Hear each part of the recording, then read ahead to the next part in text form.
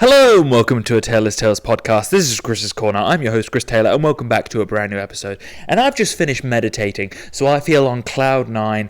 I'm obviously better than all of you combined right now because I'm so much better than my former self.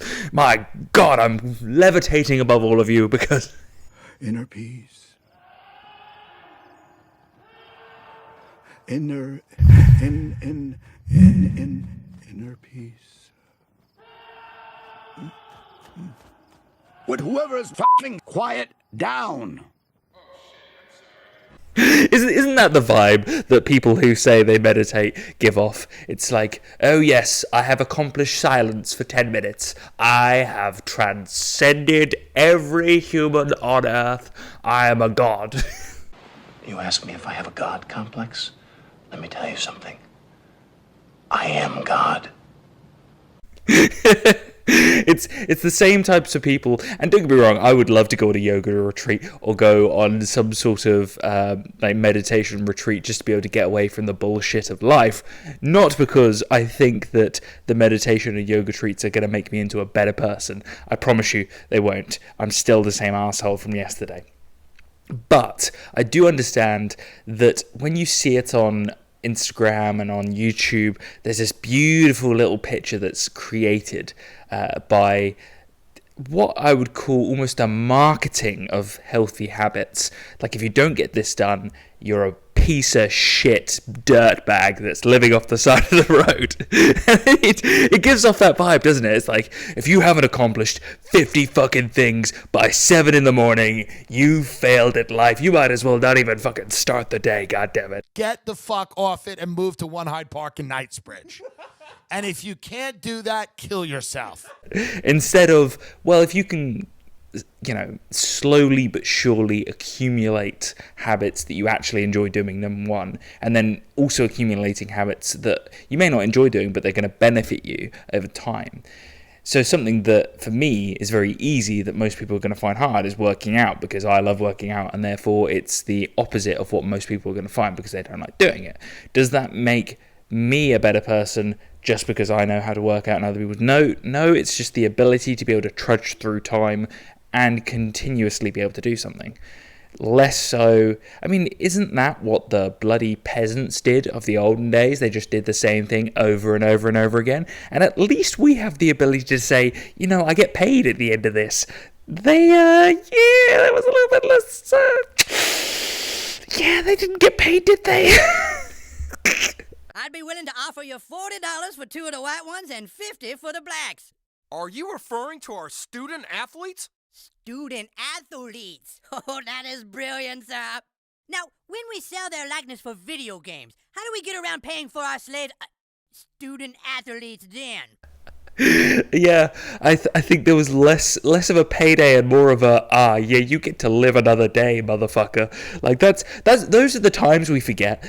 Like, each day, if I have a bad day, I just have to remind myself, I could be a peasant in the friggin' 1300s where I could probably reach what I am now, 28 years old, and I'd be dead within the space of a year or two, probably from the plague, from syphilitis, from some sort of cold, maybe from just being alive in the first place, maybe just just some sort of injury, have my arm cut off for insulting a lord accidentally, looking at his wife the wrong way, could be of any of these things, maybe being a little bit better looking than him, all of this could add up. Everything out here that's not you wants to kill you. Outlaws, angry drunk people, scorned hookers, hungry animals, diseases, major and minor injuries, Indians, the weather. You can get killed just going to the bathroom. I take my life in my hands every time I walk out to my outhouse. There's fucking rattlesnakes all in the grass out there, and even if I make it, you know what can kill me? Cholera. You know cholera? The black shit. The black shit. The latest offering in the Frontiers Disease of the Month Club. And even if you survive all those things, you know what else can kill you? The fucking doctor. And this is the funniest thing. This is why I love thinking about different timelines and different perspectives. And one of my friends recently, I think it was last weekend when I hung out with him, he was saying to me that he had one of those existential crises where you just zoom out, where you're like, we are a bunch of, tiny little beings existing on the planet Earth, which is one of 9 planets in a we're in the Milky Way galaxy, so a galaxy, and then outside of that, if we keep zooming out, we go out into our solar system. No, from the solar system to the galaxy, then galaxy, zoom out again, then universe, then from universe, zoom out again, and you just keep going and going and going. And you can do that, don't get me wrong. I've heard this so many times as well. You can like really get into one of those crises. What's the meaning of life? What am I doing? What is it all for? Why am I even here? No! I might as well just go into a school and start, where's my AR-12? Bang, bang, bang, bang, bang, bang, bang, bang, bang. And 55,000 people. Yeah, I shouldn't joke about these sort of things, but it is just like that's the level where some people take it, and you're just like, whoa, chill the fuck out. take a step back, take a big fucking step back. Okay, this is the thing where you need to think to yourself, right, yes, we live on a planet floating through time and space, but here's the thing, we're also the only known living species in our galaxy and therefore potentially our universe. Now, is that possible? Probably not. There's they've already identified 9 different water planets across multiple areas of our universe, and that means that there's obviously possibility for life.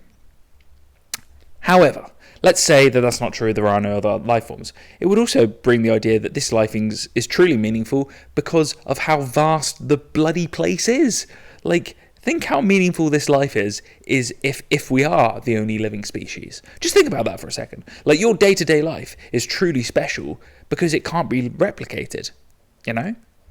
It's truly unique. I mean, I know plenty of other people across the galaxy, across the planet have a very similar day-to-day to everyone else, but there is something kind of interesting, isn't it, about thinking about the positive side of it? Because when you get into one of those existential crises, it's very easy to zoom out and just be like screaming into the Alex Jones, just 6 a.m. to 7 p.m. just screaming into the void.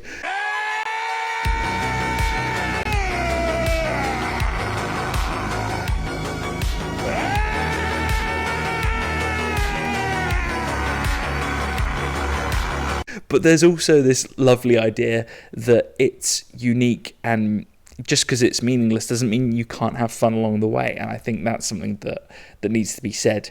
It becomes so easy to forget how much fun you can have with just the littlest things in life. And I love talking to my friends and family about this, because you hear the things they're truly excited about. I had a conversation with my parents last weekend with a couple of people, and you know what people love, and you know what they're truly intrigued about, and it's hearing the joy in somebody's voice, hearing the love for stuff. Something that I find kind of tough to hear from people, and this is a me thing, is the negative side of life. If you come to me with negativity, I'm going to provide you with solutions. That's who I am. I'm a dude. That's what dudes do. We hear problem, we hear solution. For women, it's more of we just want you to listen to our problems and just listen and be a listening voice. Very difficult thing to adapt to when you are a dude who's so used to being like, oh, problem? Me must solve problem. It is 1 + 1 = 2. It must be solved. It's not 1 + 1. 1 + 1, 1 + 1, 1 + 1. Monkey. You see, you just wanna say the answer, don't you? You know the answer. So tell them the solution. Tell them it right now. You see, it's that side of things. I haven't totally, I'm being a little bit facetious here. I'm being a little bit silly, but at the same time, it also gives you a real perspective, doesn't it, on, everybody's got a different way of how they do things and how they say things, and that's totally fine. But it's also, don't expect everybody to adapt to the way that you do things. It's something that I love realizing how lucky I am, because I have such a great family, is understanding that not everyone has somebody to listen to or talk to or get advice from. And I hope that even if this podcast it's not a big podcast, but like if you're hearing these thoughts, I hope you're feeling a little bit validated. Like, you should know that if you aren't able to talk to somebody, it's okay. Like, you are not alone. Like, it is a tough thing, but you need to know that I'm not going to be the person to just listen to you and listen to your problems and not try and give you solutions. Because in life, if you were to just listen to the problems over and over again without a solution or without change or without growth, guess what that is? Like I said in the last podcast, that is the definition of insanity. Did I ever tell you the definition of insanity? If you keep doing the same thing over and over again, that is the very definition of insanity without any sort of change. You have to do something different. And this is actually brings nicely to something that I've been thinking about over the past week or so. Now, with a continuity of the previous podcast, being in winter and being in this dark and dreary time, and the fact that it's raining outside right now and it being dark and gloomy, brings in this mindset of wanting change, wanting chaos, when the consistency of life can very much become dull and dreary. And so there is this mindset for me personally where I just want to fly away. I just want to book a ticket to Australia, go to Bondi Beach and just live there for until it gets sunny again, you know? And there's that mindset of, if I just run away from this shit scenario, I'll be able to have a good time and I can get away from it. And although it is great and, you know, it's change, it's chaos, it's adding some spice to life, it's also not sustainable. And so I'm trying to find this middle ground at the moment. What can I do? What can I change in my life? What can I change that's going to change the environment? Because if I change the environment, then I allow myself to grow. Because as shown in previous studies, like in Atomic Habits, if you do change your environment and you're surrounded by, you're used to doing a certain behavior, if you change the environment, you can actually change the way you do things. And it's proven by the study of looking at Vietnam veterans who were addicted to heroin in Vietnam. But as soon as they came home back to America, a lot of them stopped doing heroin because it was the environment they were in. The access to the heroin and also being in the consistency of what they were doing. So if you can change the environment, sometimes that can help you change your habits. And so for me personally, I actually just want to... my work life's amazing. So I don't want to change my work life at all. This is the problem. I'm really struggling with this, because when you get this perfect, you perfected one part of your life and then the other part of your life's like, fuck. This is, it becomes unbalanced. And so I'm looking at my social life and I get into this comfort zone of doing the same thing over and over again. Like one weekend go see friends, the other weekend lift weights and run. Did I ever tell you the definition of insanity? Etc., etc., etc. Record podcast, edit podcast. It's this routine, and you don't grow if you just consistently do the same thing and then expect everything to change as you do it. So something I've done what I said I was going to do at the beginning of this year. I said I was going to get on dating apps. I said I was going to go on dates. I've already done a couple of video calls. I've already spoken to oh my god, it's exhausting. I'm tired of this, Grandpa. That's too damn bad! Doing this dating thing. I was talking to my parents about this. I feel like I can tell them anything, and they are amazing people when it comes down to me being honest about this part of my life. And I'm so lucky to be able to have people like that in my life who I can just, let them frankly allow me to be able to be myself no matter what. And obviously I am just a copy of my parents, so that makes sense.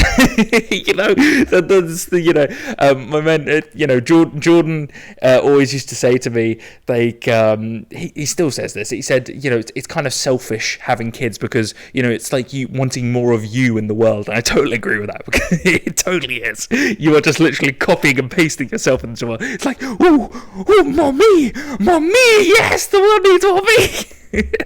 Me? Me, I'm so fucking important. I'm so fucking important, right? Fuck you. It is exactly that. And so there's a part of me that's also very much aware that the reason why I get on with my parents is because it's like talking to yourself to some extent. Says the man talking to himself in a podcast. Yes, I know. Oh, the irony! It's too much! But there is also this kind of mindset of they've also gone through the same process as you when they were their age. Granted that they had this when it was the 80s, so they had a period of time that was a lot of fun and some of the best music ever created during that period of time. Both rock, pop, you can go anywhere and it would be amazing music. Nowadays, if I was to go clubbing, I'd fucking hate every fucking second of it. And I excuse my French, but, the comparison between the 80s and now in terms of music is just straight into the ocean, straight to the depths of Tartarus for you. That is how bad it is in comparison to that period of time. It's the biggest piece of dog shit that I have ever heard. And even the 90s to some extent had a different sort of taste and vibe to the 80s, and even the early 2000s had some cheesiness to it, but now it's just like 2010s and 2020s. It's just, let's be honest, downright fucking shit in comparison to those periods of time. So it is what it is. I also think that there's too much of a focus on dating apps now, and although I use them, it is knowing the devil you know rather than the devil you don't. My dad made me realize today that I've been thinking about it all wrong. I've been looking at every opportunity as a way to be getting into a relationship, and that's not the right way about it at all. I should be thinking, he said to me, you should be going out there and trying to make more friends. And then if something becomes of it, and you meet somebody who's more than a friend, a woman who is more than that, then that would make more sense. And that clicked in my brain, and I thought to myself, damn, he's fucking right. He is right. He's 100% right. Every time something's happened with me with a woman, it's never been, oh, you asked them out on a date and it's turned into something. It's always been, oh, we were friends first and then it turned to something. Like, he's 100% right. Why did that never click before? I'm 28 years old. This is not okay to realize at this age. Solomon the Stinky! It's like, it's everything in life for me has always felt like it's always been later. It's always been later in life. I got my degree later in life. I didn't get smarter later in life. I didn't get good looking until I was later in life. I didn't get fit until it was later in life. I didn't start traveling until it was later in life. It's like, fucking, is there ever going to be a point where I'm going to be able to get things on time? It just feels like time slips through your bloody fingers and you have no control over it whatsoever, and you can just kind of put your hand into the darkness and just kind of grab into it, and you can do, like I said, you can do this routine as much as you want, but to some extent you're like holding on to something that's not really there, and that's, scary. Of course it's scary. Let's be real with one another here. Life is scary. Everything you do is a risk. Everything in life is some sort of risk. The money that goes into your bank, you could lose it at any point. The holiday that you go on, you could potentially die because you're on a skiing holiday. But if you don't take the risk, if you don't go and do something different, you will forever be in the same cycle over and over again. So, what do we learn from this? Well, one of the greatest things actually is if I hadn't done what I did back in December and said to myself, well, go on the dating apps and do this, I wouldn't have realised any of this in the first place. I wouldn't realise these things. I wouldn't, be the person knowing how to move forward. I also think in big extremes, and I'm trying to remove that from myself. I'm always thinking, what massive change can I make to my life to be able to turn it upside down? It's not like that at all. We know this. I've spoken about this on the podcast multiple times, and it's only when I say it again that I realise it more and more. It's the incremental changes that you make to your life that make the biggest impact. It is not... And if there's one lesson that I've learned from the past is going to university that taught me this. My mindset was when I was back at Jiu-Jitsu at the age of 20/21 was, I'll go to university, that will solve my work life, and I'll be happy with the job I do afterwards. It's not like that at all. it is a very much experimental phase. Now, do I regret going to university? No, I don't regret it per se, but I wouldn't say that I would have been successful either way. Like, I think I would have figured something out no matter what would have happened. And I look at the amount of money I'm making now and like the things I'm doing now, and the fact that, you know, my wage gets taxed an extra 9% because of my degree. You know, it is what it is. I don't know whether there could have been a better decision, but it was because I made this big decision at that period of time, this big mindset, this big change, that I thought everything was going to be, you know, the grass is always greener on the other side. And it's, with me, there's always that mindset of, oh, if I just move somewhere else, if I just go do this, everything will be fine. It's not going to happen. It's not okay. You need to figure out a way to be able to be happy in this moment. And yes, go travel to these places, go do them, have holidays there. But holidays are temporary, and the grind of life is constant. See, I get over everything. I'm good. It's water under the fucking bridge. The grind. The grind does that. That's it. You're not grinding hard enough. If you're worried about something that someone did to you years ago, you're being a pussy to yourself, man. You're not getting out there and squeezing that fucking soul out every day. Yeah. If you grind hard, man, I ain't got time to worry about your monkey ass. I ain't got time to worry about you, man. Because tomorrow, I got to go back to the grind. And tomorrow, I go back to the grind again and again and again and again. I don't have time to put you into the hate bank. There's no hate. It's all filtered out, man, through the grind. People don't get it. There's great joy in the grind. Great joy in the suffer. It totally cleanses your body out, man, of any kind of hate. Makes you grow up. And so it's this, how do you figure that out? How do you potentially figure the wheel out, almost the wheel of time? And I don't think you can ever truly get beyond that. And I think it's just, like I've said, this just taking each day as it comes. You know, for instance, today, absolutely knackered for some reason. Just physically, mentally, just cooked, you know. I got out of the gym today, and I was in the gym, and I was just... I haven't done this in literally 2 years. I accidentally... So I went for a third rep on 100 kg after doing 4 earlier. So I'd done a set of 4 for 100 kg, and then I was like, you know, I'll do another 3. And then on the second rep, I thought, oh, this is really tough. I can go for a third. I should go for a third. I know I'm really tired, but I should go for a third. And my right shoulder went, yep, that's totally fine, and hooked it up. And then the left shoulder went, nah, buddy, you ain't got this. And my left arm slowly went down, and I knew I was going to pin the bar against myself slowly. And thankfully, 2 other guys came over and lifted the weight off me. I haven't embarrassed myself like that in a very, very long time. Now, thankfully, there's no judgment in the gym and these 2 lads were very kind enough to just quickly move it and then move on.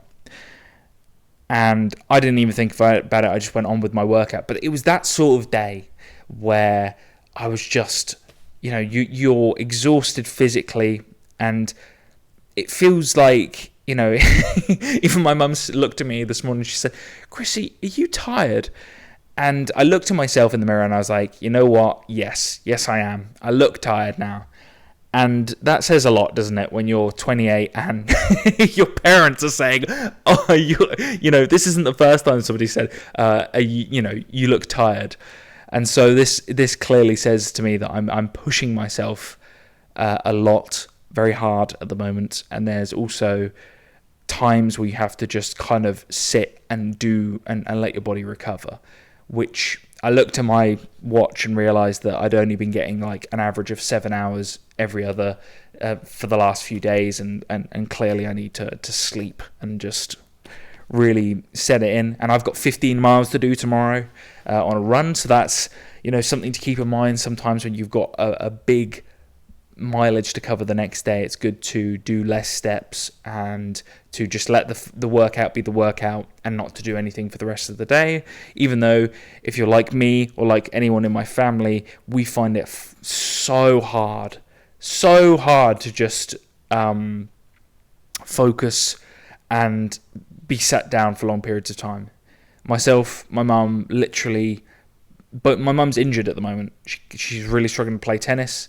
One of the pieces of advice I've said to her is to go and do a resistance training for her ankle and for her legs and strengthen the ankle joint, as well as create strength within the thigh and the calf to be able to build the muscle to be able to support that area of the leg to be able to get less stress fractures.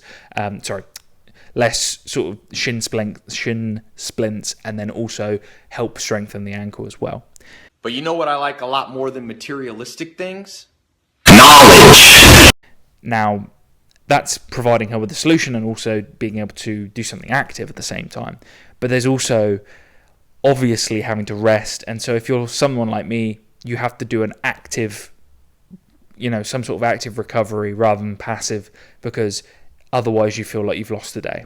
And I don't believe in rest days. Rest days were invented by people who clearly are lazy, because the human body can take so much I've realized over the years. You don't need rest days. People who say they take rest days literally are not fulfilling their full potential, in my opinion. I look at them and I think you are allowing your body gets 8 hours, or in my case at the moment 7 hours of rest. You literally get sleep every night for 8 hours. If you get that sleep every night for 8 hours, you do not need to take a rest day. You are already resting for a long period of time. If you eat the correct amount of food, you'll have enough energy to be able to tackle the day. If you work out sustainably, and if you do activities that you enjoy, you will not have to take a rest day. People who say rest days infuriate me. It's almost like I'm listening to people who've willingly given up already, who've already quit, who've already thrown in the white towel. Like if you watch, for instance, if you're watching a anime like Baki or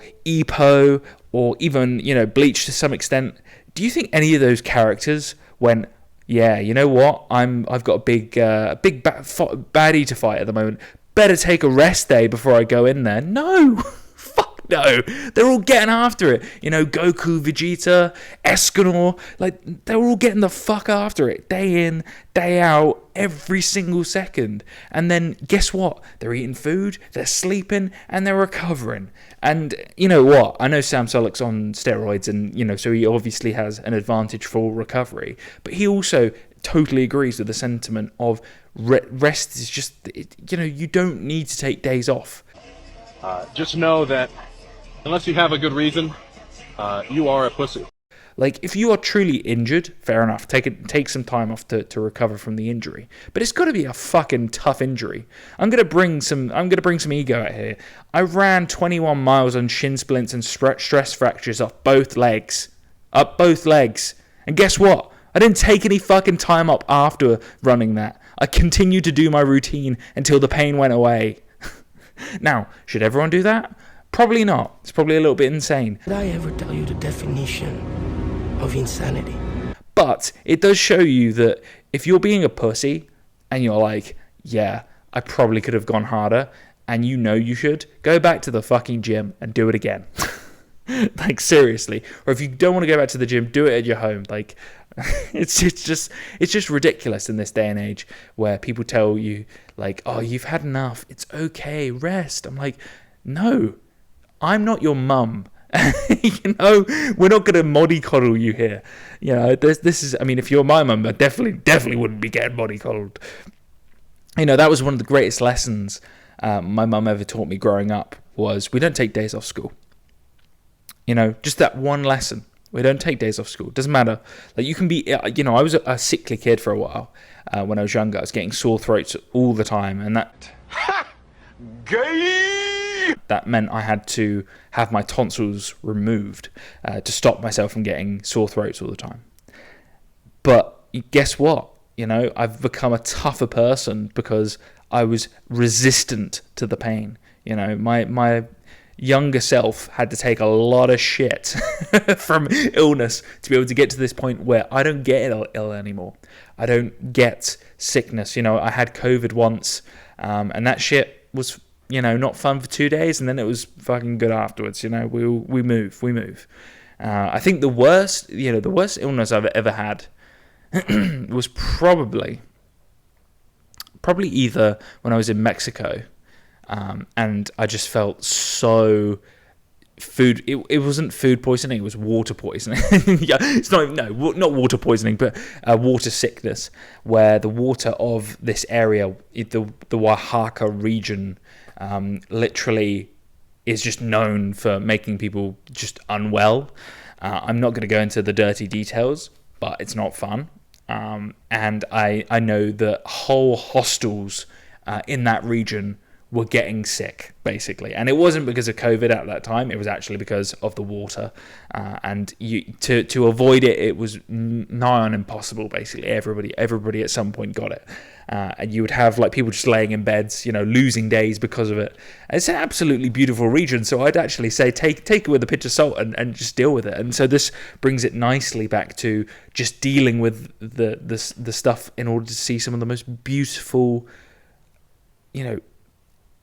pieces of nature you're ever going to see. This little town was surrounded by mountains, and then within those mountains had valleys of water. It was almost like Milford Sound in New Zealand. It's crazy to see Mexico's breadth and depth of natural beauty that I never had any clue about growing up. Like something in the UK that isn't taught is the natural beauty of other countries. I don't even think that the UK is really taught about in terms of natural beauty. That's something that they never taught at schools, which I find thoroughly frustrating, and something that every kid should know about is traveling the world. Geography didn't really teach you that. It should be focusing on, right, language is here, this is the language that they speak, and then this is the currency, and then this is how the culture works, and this is the sort of some of the things you could see if you went here. And that's actually a lot of the things that people look forward to. They love going on holiday to places. They love going places. It's like, surely that should have been taught. Surely that should have been... It's like the fact that there's a lack of taxes being taught to kids at that age. I mean, I know it's kids, so whether that would go in one ear and out the other is another thing. And I know for a fact if I was 16 years old and I was being taught about taxes, probably would have forgotten it by the time I was 28. So there is that. But at the same time, these sort of little things, it would be nice to have in the education system as a plus one, It would be nice. Niceties, Obviously, the basics of math, English, and science still are useful to this day. And I think that math gets a big hit because obviously everyone's got a calculator in their pocket, and I get it. People being bad with math, I get that. But at the same time, it should be a case of no, basic mathematics helps you from time to time, especially for me personally, someone who's a computer scientist who requires basic arithmetic to be able to utilize their job. So there is that. Anyway, enough about the education system. Jesus, fucking going down a dark path there. But I can't even remember what got me into the no pain, no gain scenario. But it triggered something in me. So obviously it was good things to talk about. Well, but I think something that I have realized is if you can get through tough times, you feel like you can tackle anything. I just know that I don't want to constantly do the same thing over and over again and not get some sort of different change out of it, some different outcome. And so I have to make sure that I'm keeping tabs on myself and that I'm not letting myself slip into the comfort zone. Because if I do that, then that sort of stagnation will make me a worse off person. And I don't want to do that. I need to make sure that I'm becoming stronger mentally, physically, and in my career and in my social life. And I've let my social life slip, so therefore I need to make sure that I'm focusing on that and also my work. And so it's very much a case of, when we define a social life, personally for me, it's not the fact that I don't see friends and family. I see that. It's, for me, doing new experiences within that zone. And it's not that I don't know how to communicate or anything in those lines. It's just that I've slipped into the comfort zone of I don't really want to go out in the evenings. I just don't, Uncle Joey always used to say, nothing good happens after 1 o'clock, cocksucker. Telling you that the bad things happen at night. Chris Rock said nobody goes to an ATM machine at 2 a.m. to do something good. Nothing, and it's true. Nothing good ever does happen that's good after 1 a.m. in the morning. And for me as well, because my lifestyle is of health and well-being, and the weather isn't great outside, and there's not, it's not like in Australia where you've got the run clubs, the health cafes, the cafes where it's just, there's like whole focus on being healthy, and that sort of yoga, mindset, meditation, surfing, sun, all of that. It's not here over in the UK, and so it's tough when it's raining, It's tough when it's raining and it's cold and it's wet, it's damp, all these things. So I think I need to come up with something. Maybe that's the thing. Maybe I should come up with a Goggins Disciple running club. Something along those lines, where we're all fucking dialing in by putting on the Bose headphones, as he would say, silencing the noise, and getting after it together. I don't know. I think that's what I'm missing, is a sense of community where I actually can relate to people, because that's the tough thing, is where my mentality has got to this point now where I go so fucking hard that it's very difficult to comprehend the normality. And so it's finding those sort of people who also have that mentality, and they're like it's a low percentage of people to be able to find that. So sometimes your motivation needs to be because no one else wants to fucking do it. We need doctors, we need fucking lawyers, we need dentists, we need teachers, we also need fucking savages. Yes, but that's being negative. The positive here is that each episode forward with this podcast, I'll be able to think about what I can do to better that. So on a weekly basis, I'll be able to reflect upon what I've done to make the scenario better. And like I've said in previous podcasts, it's also finding those little things that can make you joyous, but also not ignoring the problem. And if you allow something to grow in the darkness, it shall one day come into the light and scare the shit out of you. There's me bastardizing a Jordan Peterson quote right there. Anyway, leaving you there on a little bit of fun, a little bit of a rant, a little bit of a rave, a little bit of a equivalent of a Bill Burr, crazy Monday morning podcast. So this has been a Taylor's Tales podcast. This has been Chris's Corner. I've been your host, Chris Taylor. And as always, I hope to see you this time next week. Bye now. Hey, does anybody want coffee? Who wants coffee? I just made a fresh pot of coffee. Does anybody want coffee?